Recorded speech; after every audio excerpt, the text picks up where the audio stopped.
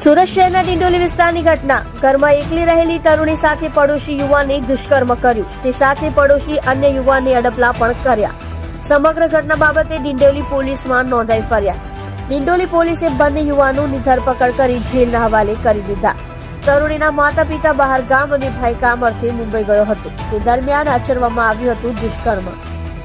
સત્ય માટે હંમેશા સત્યની સાથે જોડાઈ રહો. આ સુરત ન્યૂઝ ચેનલની સાથે.